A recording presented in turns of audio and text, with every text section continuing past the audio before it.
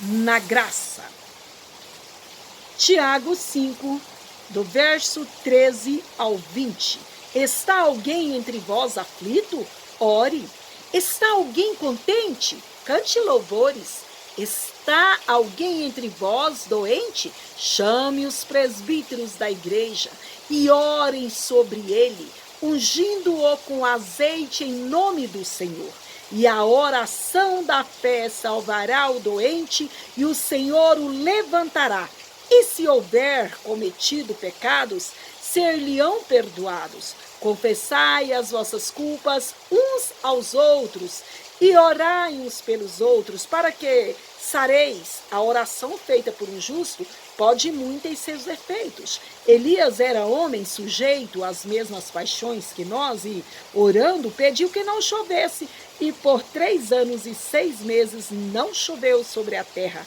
E orou outra vez, e o céu deu chuva, e a terra produziu seu fruto. Irmãos, se algum de entre vós se tem desviado da verdade, e alguém o converter, saiba que aquele que fizer converter do erro do seu caminho pecador, salvará da morte uma alma, e cobrirá uma multidão de pecados. Vamos aqui a uma introdução. A vida cristã aqui é alternada por momentos de alegria e aflição, momentos de angústia e de tristeza. Para cada um deles, no entanto, a palavra de Deus indica os meios da graça disponíveis ao crente. Em ocasiões de alegria, louvar e adorar ao Senhor é a atitude mais apropriada. Nos momentos de doença, tristeza e aflição, o caminho é a oração da fé, que, feita por um justo, pode muito em seus efeitos. Olha só, pode muito em seus efeitos. Vamos aqui ao tópico 1. Como agir na aflição? Não é de qualquer maneira. A aflição, quando ela vem, não é, sabe, achando que é a tempestade, eu tenho que sentar e aguardar essa tempestade vir sobre mim, porque isso é enviado por Deus, e o povo inventa muita coisa. Mas Jesus preveniu os discípulos de que no mundo teriam aflições. Também exortou-lhes a terem bom ânimo, João 16:33, ali na parte B. É necessário que o crente saiba conduzir-se tanto na aflição como na alegria.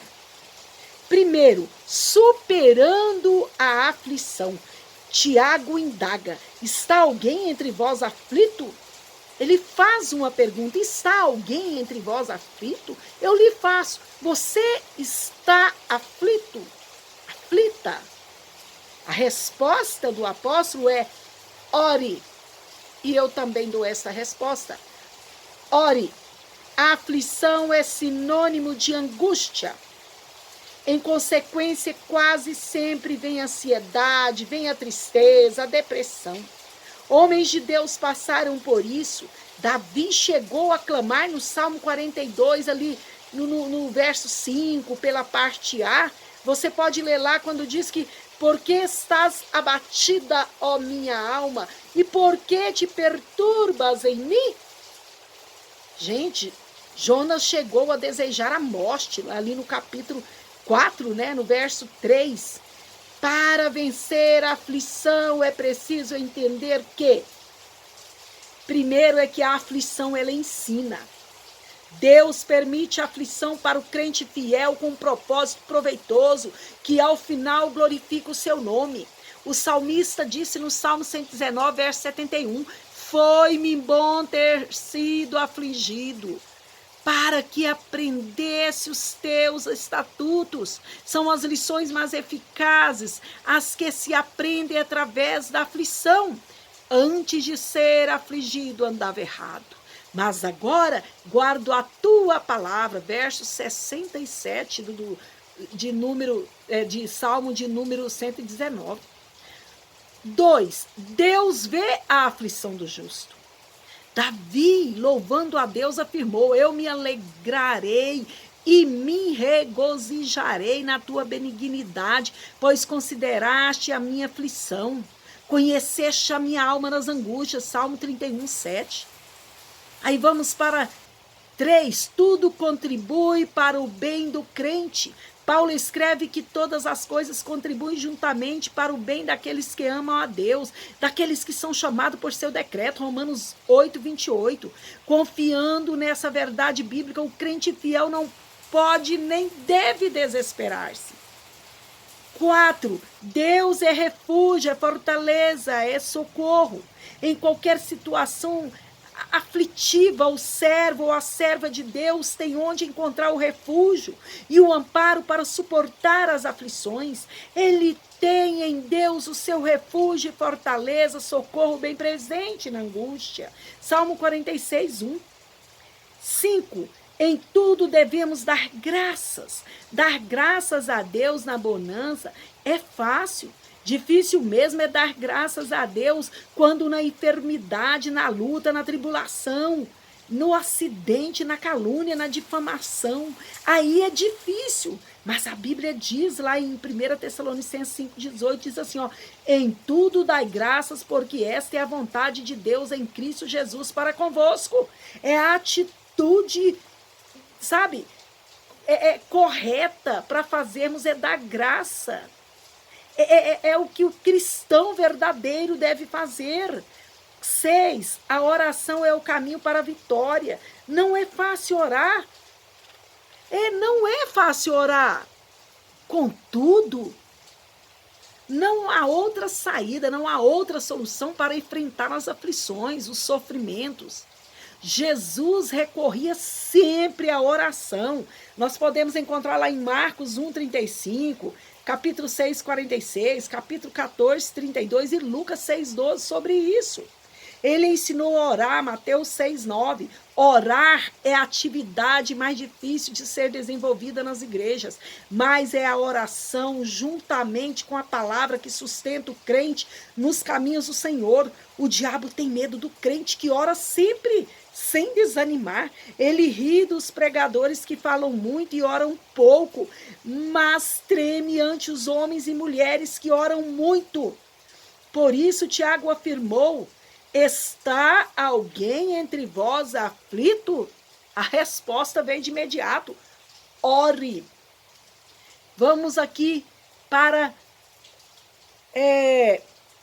eu vou dizer parte B, a qual eu lá no início falei mas era parte, no caso, parte A, vamos dizer assim.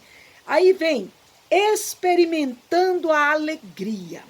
Meu Deus, isso é pela graça. Primeiro, nós vencemos a aflição, agora vamos ter alegria. A alegria do Senhor é a nossa força, viu? Então, vamos aí.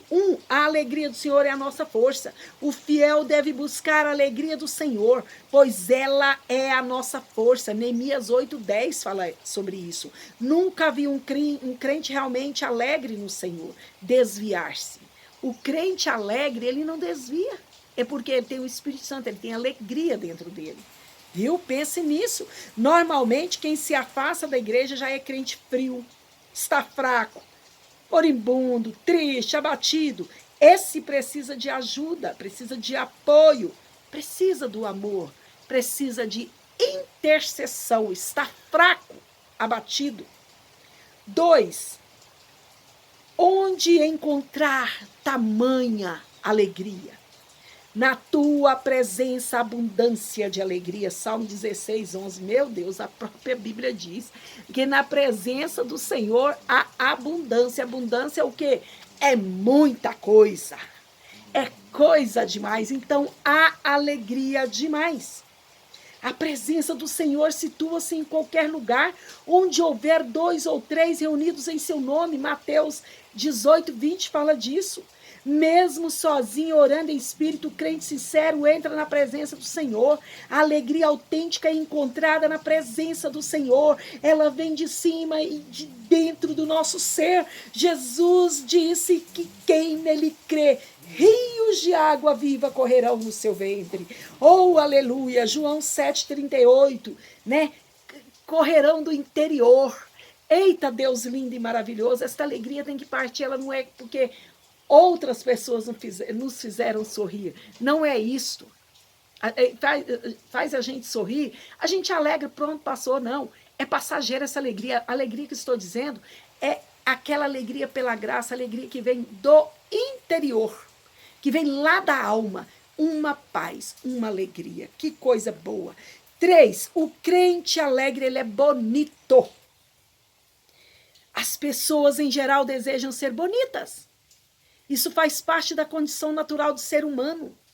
E há pessoas que, para ficarem com aspecto agradável, são capazes de fazer qualquer coisa, lícita ou ilícita, pagar o que não tem, gastar o dinheiro que nem tem, e ficam ali doidos e fazem plástica, fazem não sei o quê, e é tanta coisa, né, nos dias de hoje, para poder ficarem com aparência bonita. Teve um cantor muito famoso que tirou a pele do rosto e colocou uma pele branca. Ele era uma pessoa mais de pele escura e ele trocou a pele do rosto. Meu Deus, que absurdo foi aquele, né? Que absurdo, a procura da boniteza. Colocam tanto silicone, tanta coisa. Eu não sou contra nada disso. Você quer fazer, você tem livre-arbítrio. Só que, meu Deus, do que adianta mostrar o externo que as pessoas olham e falam: ah, que coisa linda, que pessoa bonita, que tanta coisa bonita. Aham, mas e por dentro? Dá até medo, né? E por dentro, como está? Então, o crente, ele é bonito. O crente é bonito, ele tem um brilho. Teve um dia aí atrás que eu estive com a minha irmã num certo lugar e para ver algo que estava ali para vender. Então, eu bati os olhos naquele casal e eu percebi, um casal já de idade, eu percebi que eles não eram servos do Senhor. Eu só entrei na área, mas eu percebi, porque eu não vi o brilho. Então, quando saiu, nós fomos saindo, ela, muito, como diz o outro, simples, falou: vocês são crente ou não? Eles disseram: não, nós somos tal, tal, tal. Aí, quando entrou no carro, eu disse para ela: escuta, eu vi que não eram. Por que você perguntou? Não, porque eu queria saber. Eu falei: mas só de você olhar para o semblante da pessoa, você já tem o discernimento. Aquele que serve o Senhor, que tem o Espírito Santo, a alegria de Deus, ele brilha. Ele pode estar faltando os dentes. Quando ele sorri, ele brilha. Porque o Espírito Santo encheu. O Espírito Santo trouxe esta alegria, essa coisa linda, maravilhosa. Nós temos alegria porque somos cheios do Espírito Santo. Ser alegre é maravilhoso. Olha, a Bíblia diz que o coração alegre formoseia o rosto. Provérbios 15, 13 fala isso, né? É uma receita infalível, viu? Para a beleza interior e exterior. Não se esqueça. Provérbios 15, 13. 4. O coração alegre serve de bom remédio. Olha, Provérbios 17, 22. Você vai ler, vai encantar. Assim, é muito importante cultivar uma vida alegre diante de Deus, viu? Diante dos seus servos, diante dos homens. É uma bênção. 5. O louvor é fundamental. Tiago, no texto em estudo, diz: está alguém contente? Você está feliz? Você está contente? Pois cante louvores. Esta foi a resposta imediata.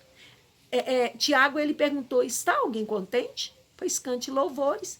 Que alegria, né? Você já louvou o Senhor hoje? Já prestou um culto ao Senhor? Então, cantar é um meio extraordinário de louvar a Deus e assim alegrar-se em sua presença, diz a palavra. Porém, tu és santo que habitas entre os louvores de Israel. Salmo 22, 3. É importante observar que um Deus santo só habita no meio de louvores santos. Não adianta cantar por saber, tem que louvar, adorar. Sabe aquele hino que você está, às vezes, em casa e está no quintal, está em algum lugar, na parte da casa, e você está lavando um carro, lavando vasilha, fazendo alguma coisa, e louva, de repente atende um telefone, volta a louvar, mas é de tanto coração o seu louvor que você, sabe, quer entregar aquele louvor ao Senhor, e o Senhor recebe, né? Deus, olha, Deus responde na alegria. Muitas vezes a aflição sufoca tanta pessoa e fala, e clama, Deus às vezes não quer responder ali. O coração não está preparado para a resposta do Senhor. O coração vai dar a resposta que está na mente, mas na alegria a pessoa está tão aberta, o coração tão aberto, que o Senhor traz a resposta. Salmo 37, 4 diz que Davi, né, fala que deleita-te também no Senhor e ele te concederá o que deseja o teu coração. Olha, deleita-te também no Senhor e ele te concederá o que deseja o teu coração. Meu Deus. Então, na alegria, nós vamos deleitar no Senhor. Já é um motivo grande. Esse deleitar aqui é alegrar-se no Senhor e ele vai conceder a petição. Gente, isso aqui é tremendo.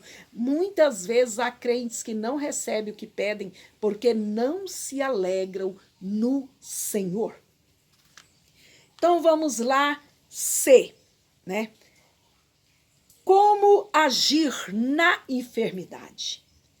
Está ali no verso 14, de onde lemos, né, a leitura, aí, a referência bíblica.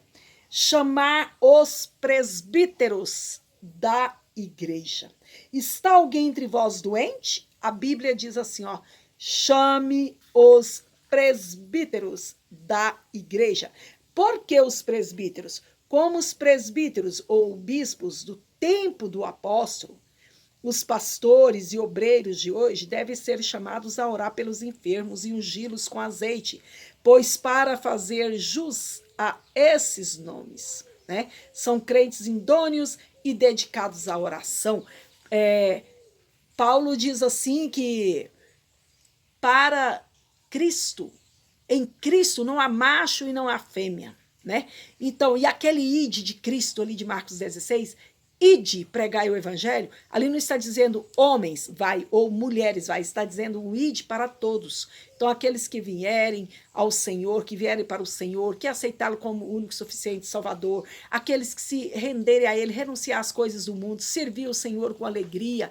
Esse povo aí, eu vou contar uma história, é um povo de oração, tanto mulher como homem. Chame-se, às vezes o homem não tem como, não tem como se deslocar para aquele lugar, na igreja às vezes está ocupado com alguma coisa, e você faz parte do departamento feminino, chama uma mulher de oração, não chama qualquer uma não, chama mulher de oração, mulher diferente, mulher separada. Olha, eu vou ser muito franca aqui nessa palavra, a mulher que ela é mulher de oração, que tem vida no altar mesmo, ela tem o quebrantamento. E quando vem o quebrantamento, se aquebranta por dentro e isso reflete no exterior. Quando você vê uma mulher com muita coisa, é sério que eu estou falando, pode ser até taxada por causa disso. Uma mulher, por exemplo, que vive trocando cor, só um exemplo pequeno, vive trocando cores de cabelo, é muita coisa, uma vaidade externa, é muita, não é proibido? Não.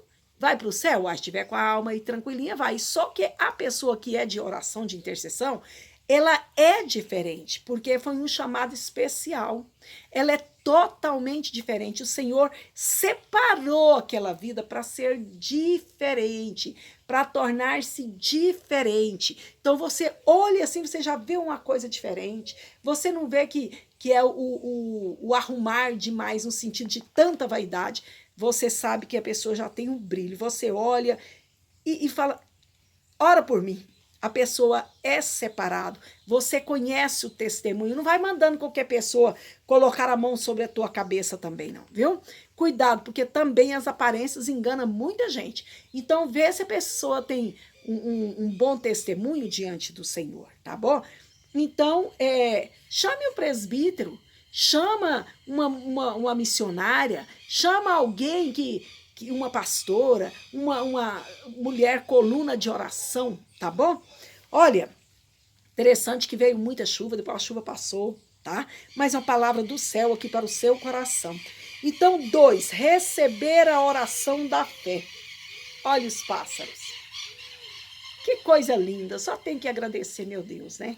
Aproveitando as folhas cheias de água e molhadas, e os pássaros fazem festa, né? E orem sobre eles. Está ali, completando o verso 14 ali, né? Os familiares ou irmãos em Cristo devem chamar, sim, aqueles de oração, aqueles que podem pôr a mão sobre o enfermo, aqueles que têm um dom magnífico, né? Aquele dom especial, ó, aquela pessoa tem um dom da cura. Vai lá com propósito, chama. Se fosse para chamar o médico, não chamaria aquele que, se é problema no coração, vai chamar o cardiologista. Mas quem tem fé que Jesus cura, opa, eu vou chamar é aquele que tem dom da cura, de operação de milagres e maravilhas, né? Aqui, sem dúvida, cabe a prática da imposição das mãos, né? Que está lá em Marcos 16, 18, a parte B, que põe a sua mão sobre o enfermo, repreenda a enfermidade, tenha fé, tenha fé. É assim que vem a cura, como gesto, um sinal de fé através de mãos abençoadas por Deus, que transmite essa virtude da cura. Não é errado recorrer aos médicos, viu? Lá em Mateus 9,12 fala sobre isso. Contudo, é fundamental buscar primeiro a oração da fé no nome do Senhor. 3, receber a unção em nome do Senhor, ungindo-o com azeite em nome do Senhor. Nós vamos ver isso no verso 14, C, né? Na parte ali, C. A unção é prática adotada pelos seguidores de Jesus. Os discípulos a utilizavam, pode ler isso em Marcos 6,13. O azeite, sem dúvida, simboliza o Espírito Santo e seu poder que sara. A unção com azeite estimula a fé. 2 crianças cuja mãe estava muito doente foram a uma cruzada evangelística. Olha, observe isso. Lá, viram o pregador ungir com azeite. De volta à sua casa, tomaram azeite de cozinha e ungiram a mãe, e ela se levantou e foi curada. Olha a tamanha fé dessas crianças. Foi um testemunho ocorrido. Uai, eles viram ungir. Ali em casa tem um azeite. Vamos ungir nossa mãe? Vamos. O outro, então, vamos. Orou para a mamãe, ungiu, porque o azeite não cura. Que cura é a oração. Mas o azeite é a fé da pessoa que tem naquela unção. Unge e a pessoa é curada, né? Temos visto muitas pessoas curadas através deste ato de fé, né? Então, tem pessoas que falam, eu vou passar azeite nas colunas, no carro, na matéria. Não precisa. Mas se você, sua fé é assim, então que faça, né? Que ela venha materializar, né? Mas a nossa fé unge as pessoas. Tem gente que dá óleo ungido para o cachorro, para o gatinho de estimação, para o bezerro. Eu vi de um testemunho de alguém que fez uma coisa dessa. Aí passa óleo ungido no bezerro, na vaca. Não, é a sua oração. Mas se você também faz, é a sua fé também, quem vai te condenar, né? É a tua tamanha fé. Mas a minha fé é que, e eu te passo isso, é que você coloque as suas mãos, repreende o mal em nome de Jesus, abençoa aquela vida em nome de Jesus, né? E você vem então com óleo e unge. E se não tiver óleo, então ora, somente ora. 4. A oração da fé salvará o doente. É importante saber que Tiago falava para pessoas crentes, já salvas em Jesus. Salvação neste versículo refere-se à cura propriamente dita. E o Senhor o levantará, e se houver cometido pecado, ser-lhe-ão perdoados. Viu? Aqui já fecha um pacote, né, na vida daquele que está sendo ungido com o óleo santo, está recebendo alegria e a pessoa já está orando. Geralmente é primeiro nós ouvimos a pessoa e depois oramos. Não se ora para depois ouvir a pessoa, porque você faz uma oração, depois a pessoa então vai querer lamentar-se, olha, eu estou assim, a minha luta, então quer dizer que a oração ficou inválida. Primeiro se ouve a pessoa, né? E se tiver cometido algum pecado e quiser contar, então abrir o coração, então depois que falou, que se entregou, que se arrependeu, que teve ali o coração regenerado diante do Senhor, se humilhou diante do Senhor, então você vai, no caso, se houver pecado nesse caso, né? Que nem toda enfermidade é isto, não. Então, o que você vai fazer? Você vai colocar a mão sobre esta pessoa, ungindo com óleo em nome do Pai, do Filho e do Espírito Santo, e orando sobre ela, bloqueando todo o mal, mandando embora tudo aquilo que é levante contra a vida dessa pessoa, né? E pedindo ao Senhor que venha perdoar-lhes os pecados e ministrando a cura, o milagre, a alegria sobre a vida desta pessoa.